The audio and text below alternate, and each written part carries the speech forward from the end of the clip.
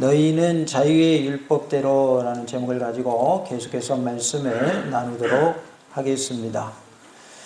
우리에게 있어서 예수님의 재림은 언제일지 아무도 모릅니다. 그러기에 우리는 예수님의 재림을 대비하는 자가 되어야 할 줄로 믿습니다. 하나님의 말씀대로 우리가 서로 사랑하며 살고 또 하나님의 은혜 가운데 주님의 말씀대로 순종하며 사는 복된 삶이 다 되실 수 있기를 원합니다. 예수님의 재림을 대비하려면 어떻게 해야 할 것인가? 너희는 자유의 율법대로 어떻게 하라고 하셨는지 말씀을 통해서 함께 은혜 받는 복된 시간, 은혜의 시간 되기를 원합니다. 너희는 자유의 율법대로 심판받을 자처럼 말도 하고 행하기도 하라 라고 말씀하고 있습니다. 12절에 너희는 자유의 율법대로 심판받을 자처럼 말도 하고 행하기도 하라 라고 말씀을 하죠. 심판받을 자처럼 말하기도 하고 행하기도 하라고 하셨는데 이것은 곧 말과 행동에 있어서 심판에 대비하라 라는 말씀입니다. 자유의 율법은 무엇을 말하냐면 최고의 율법을 말하는데 그 최고의 율법은 바로 내 이웃을 내 몸과 같이 사랑하라 하신 말씀을 말하고 있어요. 그것을 우리는 자유의 율법, 최고의 율법이라고 하고 또 이것은 새 계명이라 이렇게 표현할 수 있겠습니다. 새 계명은 뭐냐면 내가 너희를 사랑한 것 같이 너희도 서로 사랑하라 라고 말씀하시죠. 그래서 자유의 율법은 최고의 율법을 말하고 최고의 율법은 새 계명을 말하는 것입니다. 줄여서 말하면 이웃 사랑이 곧 자유의 율법이고 최고의 율법이며 새 계명인 것이죠.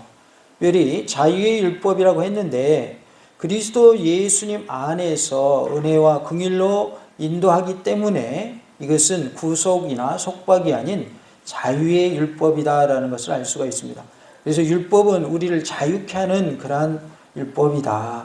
서로 사랑하는 것이 우리를 속박하는 것이 아니고 자유케 하는 율법이다라는 것을 말씀해 주고 있습니다. 다 같이 해볼까요? 자유의 율법대로 말과 행동에 있어서 심판에 대비합시다.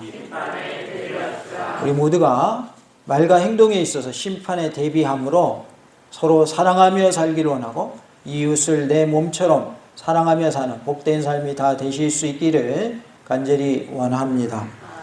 4절에 보면 너희끼리 서로 차별하며 뭐뭐하는 것이 아니냐라는 표현이 나옵니다. 야고보는 수사학적 질문을 통해서 수신자들이 사람을 외모로 취하고 있음을 지적하고 있습니다. 외모로 취한다 그 말은 저 사람이 좀 고급 옷을 입었고 차도 고급 차를 타고 오고 또 사회적 지위가 있는 사람이다 싶으면 대접을 잘하고 그러지 않고 가난한 사람이다 또 사회적 지위가 낮은 사람이다 라고 하면 차별하는 그것을 말하고 있습니다. 우리가 외모로 사람을 판단해서는 안 된다라고 말씀하고 있습니다. 차별하며 라고 했는데 이것은 서로 구별하는 잘못을 범하는 것을 말합니다. 아니냐라는 표현은 수신자들이 야고보 자신의 지적에 대해서 충분히 긍정할 수 있음을 암시하고 있습니다. 너희들이 서로 차별하고 있는 거 아니냐 이 말은 너희들 그 말에 대해서 긍정하지 너희들도 인정하지 그런 의미로 말하고 있는 것입니다. 2절과 3절에서 야고보가 예를 들어서 지적했듯이 수신자들은 아름다운 옷을 입은 부한 자들과 더러운 옷을 입은 가난한 자들을 차별 대우했습니다. 이렇게 사람을 구별하여서 판단하는 것은 항상 공정하지 못한 판단을 내릴 수밖에 없습니다. 부자니까 뭐하기 좋은 거예요? 봐주기 좋은 거고 가난하니까 무시하기 좋은 거죠. 그렇기 때문에 외모로 판단하게 되면 공정한 판단이 이루어지지 않아요? 이루어지지 않는다는 것이죠. 그리고 내가 하면 로맨스고 남이 하면 뭐가 되고 불륜이 되고 이걸 내로남불이라고 그러죠. 그렇게 되면 안 된다 그 말이에요. 똑같이 적용해야 된다. 나에게도 그리고 나와 가까운 사람에게 똑같이 적용하고 남에게도 똑같이 적용해야지 내가 하는 것은 괜찮고 남이 하는 것은 안 되고 이렇게 되면 안 된다는 거죠. 다시 말하면 봐주기식이 되면 그것이 뭐가 되는 거예요? 외모로 판단하는 것이 된다라는 것이고, 그것이 곧 뭐 하는 것입니까? 차별하는 것이 된다. 요즘 차별하지 말자고 공정을 내세우고 공평을 내세우죠. 그러나 현실적으로는 그것이 제대로 이루어지지 않고 있는 것이 사실입니다. 하나님께서 우리에게 차별하지 말라라고 말씀하고 계십니다. 그것을 뭐라 표현하셨냐면 외모로 판단하지 말아라 라고 말씀하십니다. 악한 생각으로 판단하는 자라고 4절에 말씀을 하고 있습니다. 부자와 가난한 자를 차별하는 것은 잘못된 동기에서 나옵니다. 즉 하나님의 형상을 따라 지음을 받은 인간을 무시하는 것은 누구를 무시하는 것이 되는 거예요? 하나님을 무시하는 것이 됩니다. 왜냐하면 인간은 누구의 형상을 따라 지음받았어요? 하나님의 형상을 따라 지음받았어요. 그렇기 때문에 사람을 무시하는 것은 결국은 누구를 무시하는 거예요? 하나님을 무시하는 거예요. 예를 들어서 우리 집에 자녀가 있어요. 근데 내 자녀를 함부로 대하는 것은 누구를? 부모인 나를 함부로 대하는 것과 똑같은 거예요. 그리고 부부가 있는데 아내를 무시하면 그 사람이 뭐도 무시하는 게 되는 거예요? 남편을 무시하는 게 되는 거죠. 그렇기 때문에 가족을 무시한다고 하는 것은 당사자가 아닐지라도 가족을 무시했기 때문에 그 사람을 뭐한 것과 똑같은 거예요? 무시한 것과 똑같은 거예요. 그리고 실제로 높은 사람이고 귀한 사람이고 부자이면 그 당사자가 아니어도 그 사람의 자녀라든가 그 사람의 가족이면 우리가 함부로 대해요, 조심해요. 조심한다 그 말이에요. 그러니까 하나님의 형상으로 지음받은 사람이 누구예요? 사람이다 그러면 사람. 천지 만물 중에 하나님의 형상으로 지음받은 피조물은 누구밖에 없어요? 사람밖에 없습니다. 그런데 하나님의 형상으로 지음받은 사람을 무시한다. 차별한다. 그건 누굴 무시하는 거예요? 하나님을 무시하는 것이 된다 그 말이에요. 그러니까 우리가 서로 사랑해야 되겠어요? 무시하면서 차별하면서 살아야 되겠어요? 서로 사랑하며 살아야 할 줄로 믿습니다. 그것이 이웃사랑입니다. 그래서 이웃사랑은 무엇이 이웃사랑인가? 외모로 판단하지 않는 것이고 차별하지 않는 것이 이웃사랑입니다. 다 같이 해볼까요? 이웃사랑은 외모로 판단하지 않는 것이며 차별하지 않는 것입니다.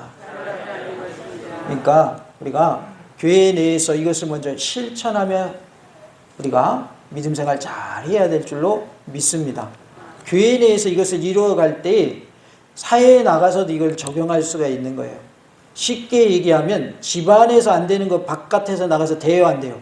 안 됩니다. 그래서 무슨 말이 나왔어요? 어디서 새는 바가지?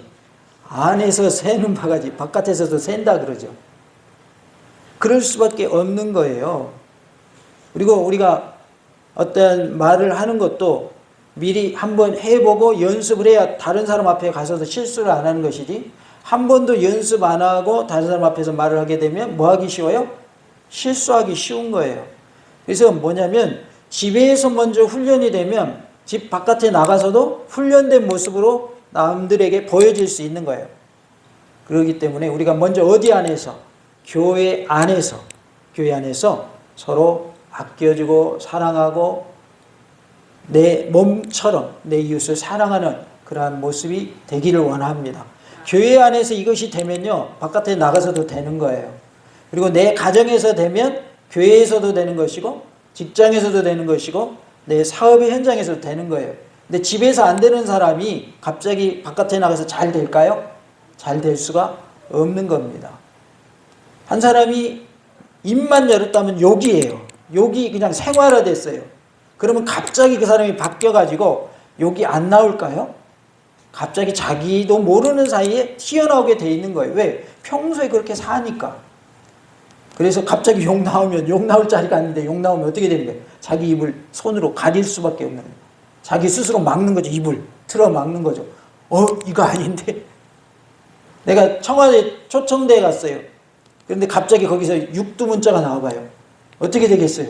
당장 쫓겨나겠죠. 어디 대통령 앞에서 욕짓거리냐고. 쫓겨날 거 아니에요. 그러니까 평소에 우리가 훈련되면 어딜 가든지 훈련된 모습으로 살 수 있다는 말이에요. 그러기에 우리는 가정에서부터 그리고 교회에서부터 이웃사랑을 실천하며 사는 그러한 은혜가 있기를 원합니다. 그래서 이웃사랑은 뭐하지 않는 거다? 차별하지 않는 거다. 외모로 판단하지 않는 것이다 라는 것을 알 수 있습니다. 우리 모두가 하나님의 말씀대로 이웃사랑을 실천하며 살 수 있기를 원합니다. 결론은 뭡니까? 하나님의 형상을 따라 지음받은 인간을 무시하는 사람은 누구를 무시하는 사람이다? 하나님을 무시하는 사람이다. 그러니까 사람 무시하는 것이 엄청난 큰 죄라는 걸 알 수 있겠죠. 결국은 누구 무시하는 거니까? 하나님 무시하는 거니까. 이 말씀을 우리가 마음판에 새기면 하나님의 말씀대로 살 수 있는 줄로 믿습니다. 상대방을 위한 판단이라기보다는 자신의 이기적인 욕심을 채우기 위한 판단이 되는 것이 바로 악한 생각으로 판단하는 것이죠. 그렇기 때문에 내 개인의 이익을 챙기기 위해서 하는 판단이 아닌 정말로 이웃을 내 몸처럼 사랑하는 모습으로 살아가는 우리의 모습이 될 수 있기를 원합니다. 이러한 구별 행위는 그리스도 예수님 안에 있는 형제들을 서로 분리시키는 일을 합니다. 차별을 하잖아요. 그럼 서로 분리시키는 거예요. 저 사람은 에이 제껴놔 이렇게 되거든요. 사회에서도 학교에서도 무슨 문제가 대두됩니까? 서로 왕따시키는 것이 문제가 되죠. 그런데 교회에서도 그런다면 말이 안 맞겠죠. 그러한 모습들이 교회에서 먼저 사라지고 그리고 또 사회에서도 사라지는 그러한 은혜가 있기를 원합니다. 또한 이러한 구별 행위는 피차 시험에 들게 만듭니다. 피차 시험에 드는 거예요. 그렇기 때문에 우리가 차별하는 일을 하지 않아야 되겠다. 우리가 하나님의 은혜 가운데 차별하는 일이 없어야 되겠고 또 혹 실수했다면 서로 예쁘게 용납해주고 용서해줄 수 있기를 원합니다. 그게 사랑입니다. 실수한 것도 용납 못하면 그건 사랑이에요? 사랑이 아니에요? 사랑이 아니겠죠. 그래서 우리가 정말 교회 안에서 사랑하며 살 수 있기를 원합니다. 서로 차별을 두면 안 돼요. 너는 많이 배웠으니까 괜찮고 너는 못 배웠으니까 안 되고 그러면 안 된다 그 말이죠. 믿음은 배운 거하고 상관없습니다, 여러분. 믿음은 아무런 상관없어요. 외적인 조건과 믿음은 전혀 상관없습니다. 많이 배운 사람 믿음 좋을 것 같습니까? 안 그래요. 그럼 못 배운 사람 믿음이 없습니까? 안 그래요. 그거는 상관없어요. 내가 부자이든지 가난하든지 아니면 많이 배웠든지 못 배웠든지 그거 아무 상관없어요. 전도라 가면 그런 분들이 있어요. 나는 아무것도 몰라요. 글자도 몰라요. 그런 분들이 있어요. 그거 아무 상관없습니다. 예수님 믿는데. 예수님이 나를 구원해 주신 구세주이시다. 예수님이 내 죄를 대신에 피 흘려 주셨고 부활하셨다. 그 예수님 때문에 나는 천국 간다. 이걸 믿기만 하면 천국 가는 거예요. 다른 거 아무런 상관없어요. 천국 가는데 지장 없어요. 만약에 공부한 사람만 천국 가고 공부 못한 사람 지옥 간다 그러면 예수님 믿을 필요가 있어요, 없어요? 믿을 필요가 없죠. 그게 벌써 뭐예요? 차별이잖아요. 그죠? 공부한 사람 천국 가고 공부 못한 사람은 천국 못 가. 벌써 차별이잖아요. 여기는 뭐라고 그랬는데? 외모로 판단하지 말라고 그랬는데. 사랑의 율법으로, 자유의 율법으로, 최고의 율법으로 행하라고 하셨는데 벌써 그렇게 된다고 그러면 차별이 있는 거잖아요. 말이 안 맞잖아요. 그래서 예수님 안에는 차별이 없어야 되는 거예요. 구원받는 데는 한 가지만 있으면 돼요. 예수님을 믿는 믿음만 있으면 돼요. 그러면 누구나 다 천국 갈 수 있어요. 그러기에 우리가 서로 사랑하며 살 수 있기를 원하고 또 끝까지 믿음 지켜서 천국의 복을 누리는 놀라운 은혜가 있기를 원합니다. 악한 생각에서 비롯된 것이 바로 구별하는 행위라 그 말이에요. 차별 행위는 어떠한 생각에서 온 거라고요? 악한 생각에서 온 것이다 라는 것을 말씀합니다. 또한 차별하는 것은 확고한 믿음이 결여된 것을 보여주고 있어요. 아, 저 사람은 확고한 믿음이 없는 사람이구나. 자신의 부족함을 드러내는 그것이 뭐예요? 다른 사람을 구별하고 다른 사람을 차별하는 것이라는 거예요. 그러니까 그 사람은 쉽게 얘기하면 뭐가 없는 사람이에요? 믿음이 없는 사람이에요. 믿음이 있는 사람은 그러한 모습을 보이지 않는다 그 말이에요. 차별하지 않고 오히려 동등하게 대하고 사랑으로 대하는 모습이 바로 믿음이 있는 사람의 모습이다라는 것입니다. 나는 믿음이 있는 자인가? 믿음이 없는 자인가? 모습 속에서 뭐로 나타나는 거예요? 다른 사람을 차별하는가? 하지 않는가? 그러니까 예수를 믿는 믿음의 사람은 구별하는 그러한 일도 차별하는 일도 해서는 안 된다라고 말씀하고 있습니다. 5절에 보면 내 사랑하는 형제들아 들을지어다 라고 말씀합니다. 야고보는 형제들아 들을지어다 라고 언급함으로써 새로운 논리를 전개하고 있습니다. 앞절 4절까지는 사람을 외모로 판단했을 때에 그것이 죄가 된다라고 언급하였지만 5절부터 11절까지는 사람을 구별하여 판단하지 말아야 될 이유에 대해서 말씀을 하고 있습니다. 5절에 보면 하나님이 세상에서 가난한 자를 택하사 믿음에 부유하게 하시고 라고 말씀을 합니다. 실제로 그리스도인들은 초대교회 당시에 사회에서 별로 영향력을 끼치지 못하는 사람들이었습니다. 사회적 지위가 별로 높지 않았다 그 말이죠. 그러나 그들이 돈이 없고 가난해서 사회에서 천대받는 자들이었다 할지라도 믿음에 대해서는 결코 가난한 자들이 아니었습니다. 육적으로 가난하다고 믿음도 가난한 게 아니다 그 말이에요. 왜냐하면 이들은 하나님 나라를 유업으로 받을 상속자이기 때문입니다. 하나님의 나라를 상속받은 우리는 부자인 줄로 믿습니다. 육적으로 부자인 거 가난한 거 떠나서 우리는 하나님 나라를 상속받은 자예요. 그러기에 우리는 영적 부자이다라고 말씀하고 있는 것입니다. 야고보는 여기서 미래적인 영적 안목을 가지고 세상에서 외모로 사람을 판단하는 것이 잘못된 시각이다라는 것을 지적하고 있습니다. 그래서 외모로 판단하는 것은 잘못된 것이다라는 것, 그리고 외모로 사람을 판단하는 것은 죄가 된다라는 것을 우리가 알고 하나님의 말씀대로 사랑하며 살고 또 차별하지 않으며 사는 그러한 은혜가 있기를 원합니다. 하나님께서는 가난한 자들에게 그들이 천국의 백성이 되는 소망을 품게 하셨습니다. 우리도 어디 갈 사람들이에요? 천국 갈 사람들입니다. 그래서 천국을 소망하며 사시기 바랍니다. 천국을 품고 사시기 바랍니다. 나는 천국 간다. 나는 천국에서 영원히 산다. 라는 것을 바라보면서 매일매일 천국을 소망하며 사는 그러한 은혜가 있기를 원합니다. 그러나 가난한 자들이 모두 다 믿음이 부요한 것은 아닙니다. 야고보는 가난한 자 앞에 관사를 사용하여서 하나님의 나라를 유업으로 받은 자들이 가난한 자들 중에서도 한정되어 있다라는 것을 말씀해 주고 있어요. 그러니까 가난한 자니까 무조건 또 구원받는 것도 아닙니다. 가난한 자 중에서도 구원받는 자가 따로 있다 그 말이죠.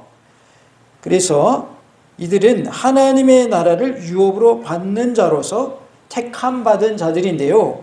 택하다라는 말은 하나님이 자신을 위하여서 친히 선택하셨다라는 의미를 내포하고 있습니다. 고린도전서 1장 27절에 그러나 하나님께서 세상에 미련한 것들을 택하사 지혜 있는 자들을 부끄럽게 하려 하시고 세상에 약한 것들을 택하사 강한 것들을 부끄럽게 하려 하시며 라고 말씀을 하고 있어요. 미련한 자들을 하나님이 택하셔서 지혜 있는 자들을 부끄럽게 하신다.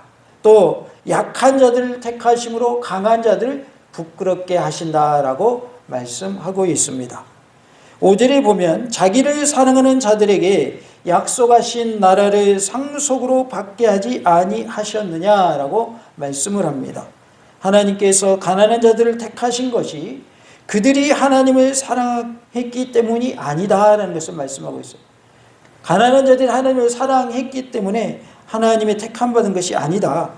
그렇게 된다고 하면 보상으로 인한 약속이 되기 때문입니다. 우리가 구원받는 것도 우리가 뭔가 잘해서 구원받는 게 아니거든요. 하나님의 보혈의 공로를 힘입어서 예수님이 피 흘려주시고 그 공로를 힘입어 우리가 구원받는 것이지 내가 착한 일 해서 또 봉사 많이 해서 그리고 헌금 많이 해서 또 예배 안 빠지고 잘 드려서 그래서 천국 가는 게 아니란 말이에요. 뭘 통해서 천국 가는 거예요? 예수를 믿는 믿음으로 천국 가는 거예요. 목사님 그럼 나 이제부터 예배 안 드려요. 헌금도 안 해요. 봉사도 안 해요. 그러라고 하는 말이 아닙니다. 내 행위가 구원받게 하는 것이 아니다 그 말이지 그것을 하지 말라는 뜻이 아니에요. 예배도 안 드리고 봉사도 안 하면 믿음이 자랄 수가 없고 믿음이 유지될 수가 없는 거예요. 내가 뭔가 했기 때문에 구원함을 얻는 것이 아니라 예수님이 피 흘려 주셨기 때문에 그것을 믿는 믿음으로 구원함을 얻는다라는 것을 말씀하고 있습니다. 그러니까 이 가난한 자들이 택함을 받은 것도 마찬가지예요. 하나님을 이들이 사랑했기 때문에 그들을 택하여 주셨다고 한다면 그들에 대한 보상으로 주어지는 것이기 때문에 그것은 말이 안 맞다, 그런 뜻입니다. 우리가 구원함을 얻는 것은 바로 하나님의 은혜인 줄로 믿습니다. 그들은, 가난한 자들은 하나님 나라를 전혀 유업으로 받을 수 없는 자들이지만 하나님은 가난한 자들이 자신을 사랑하도록 부르셨어요. 그리고 하나님 나라의 유업을 상급으로 마련하여 주셨습니다. 그러니까 하나님이 먼저 부르신 것이 먼저예요. 하나님이 부르신 것이 먼저예요. 내가 하나님을 사랑했기 때문에 하나님이 나를 부르신 것이 아니라 하나님이 나를 불러주셨기 때문에 내가 하나님을 사랑할 수 있게 되었고 하나님이 나를 선택해 주셨기 때문에 내가 구원함을 얻을 수 있게 된 것이지, 내가 먼저 했기 때문에 내가 무엇을 함으로 인하여 구원받은 것이 아니다라는 것을 말씀하고 있습니다. 우리가 이러한 것을 믿고 바랄 때 심령이 가난한 자가 될 수밖에 없으며 그 결과 하나님 나라가 우리의 것이 되는 것입니다. 우리가 예수님만이 나를 구원하실 수 있습니다, 예수님의 피만이 내 죄를 씻을 수 있습니다 라고 믿는 것이 바로 마음이 가난한 모습인 거예요. 그럼 마음이 부유한 건 뭐냐면, 내가 예배 잘 드렸습니다, 헌금 잘했습니다, 전도 열심히 했습니다, 선교 열심히 했습니다, 그러니 나는 구원받습니다. 이게 마음이 부유한 모습인 거예요. 예수님만 붙잡아야 되는데 내 공로가 드러나게 되고 내가 한 행위가 드러나게 되잖아요. 이거는 마음이 부유한 모습이 된 거예요. 예수는 필요 없다 그 말이에요. 쉽게 얘기하면. 그러면 구원이 없는 거예요. 우리가 하나님 말씀대로 살아야 하는 것이 반드시 그렇게 해야 하는 건 맞는데, 그러나 그 행위로 구원받으려고 하면 마음이 뭐한 자가 되지 못하고 가난한 자가 되지 못하고 부유한 자가 돼서 우리가 구원을 받을 수 없다는 것이죠. 아니 하셨느냐라는 표현은 본절 상반절에서 언급된 택하사와 연결되어서 하나님께서 택하지 아니하셨느냐라는 뜻입니다. 이것은 4절에서의 용법처럼 긍정적인 대답을 사용한 야고보의 표현 방식입니다. 개역 성경에는 8절에 원어에서의 참으로라는 말이 생략되어 있습니다. 참으로라는 말은 의심스러운 것을 표현하는 것이 아니라 견고한 확신을 뜻하는 말로서 그러나 그럼에도 불구하고 라는 의미를 가지고 있습니다. 8절에 너희가 만일 무엇을 지키면 이라고 말씀을 하는데요, 이것은 너희가 완전하게 지키면 이라고 해석할 수 있습니다. 이것은 하나님의 법을 완전히 지킬 수 있다는 완전성보다는 지키기를 노력하는 성실성을 말하고 있어요. 너희들은 온전하게 지킬 수 있어 그런 뜻이 아니라 너희들은 지키기에 힘쓰는, 노력하는 그러한 성실성이 필요해, 그런 의미로 말씀하시는 거예요. 그래서 성실하게 주님의 말씀대로 실천하는, 주님의 복음을 지키는 모습을 말하고 있습니다. 성경에 기록된 대로 내 이웃 사랑을 내 몸과 같이 하라 하신 최고의 법을 지키면 잘하는 것이거니와 라고 8절에 말씀을 하고 있습니다. 사람을 외모로 판단한 것은 나쁜 일입니다. 그러나 야고보는 외모로 사람을 취하는 행위의 잘못을 따지기 이전에 그것이 왜 불합리한가라는 것을 설명하고 있습니다. 최고의 법에서 최고의라는 말은 왕을 의미하는 원어에서 온 말로서 최고의라는 말을 법이라는 말에 적용한 것은 로마 시대에 있어 왔던 일반적인 표현 방식인데요, 당시 로마 황제에 의해서 제정된 법은 어느 누구도 바꿀 수 없는 절대적인 법이었습니다. 그래서 왕이 제정한 법은 아무도 바꿀 수가 없었어요. 이 야고보가 이러한 표현을 사용한 것은 하나님의 법은 그 자체가 어떤 것에서 견딜 수 없는 탁월한 영향력을 가진 것이다 하는 것을 말하기 위함이고, 더욱이 하나님의 법은 다른 율법보다 포괄성을 가지고 있어서 인간관계를 주장하는 법이기 때문에 최고의 법이라 할 수 있습니다. 그래서 하나님을 사랑하는 것은 곧 무엇으로 연결됩니까? 이웃을 사랑하는 것으로 연결되죠. 하나님을 사랑하라 하면서 형제를 미워하면 그것은 하나님을 사랑하는 것이 된다고 그랬어요? 안 된다고 그랬어요? 안 된다고 그랬죠? 그러니까 하나님을 사랑하는 사람은 이웃도 사랑해야 맞고 형제를 사랑해야 맞다라는 것이죠. 그래서 하나님 사랑과 이웃 사랑은 뗄래야 뗄 수 없는 관계임을 말씀해 줍니다. 그러므로 외모로 판단하지 않는 것은 이웃을 내 몸과 같이 사랑하라는 최고의 법을 실천하는 것입니다. 그래서 우리가 판단하지 않는, 외모로 판단하지 않는 모습을 통해서 이웃 사랑을 실천하기를 원합니다. 그 상대방을 외모로 구별하지 않는 것은 자기에게 유익이 되는 사람만을 사랑하는 것이 아니라 조건에 얽매이지 않고 사랑하는 것을 말합니다. 우리가 조건을 따지지 말고 이웃을 사랑하는 자가 되기를 원합니다. 외모를 보고 판단하고 이웃을 사랑하는 것이 아니라, 조건을 보고 사랑하는 것이 아니라 그것을 떠나서 이웃을 내 몸처럼 사랑하는 그런 모습이 다 되실 수 있기를 간절히 원합니다. 다 같이 봅시다. 자유의 율법대로 말과 행동에 있어서 심판에 대비합시다. 우리가 말과 행동에 있어서 심판에 대비하려면 어떻게 하자고 그랬어요? 이웃을 사랑하자. 이웃 사랑은 외모로 판단하지 않는 것이며 뭐하지 않는 것이다? 차별하지 않는 것이다. 동등하게 대하는 것이다 라고 말씀해 주셨습니다. 우리 모두가 이 말씀대로 행하는 능력의 삶이 다 될 수 있기를 간절히 원합니다. 할렐루야.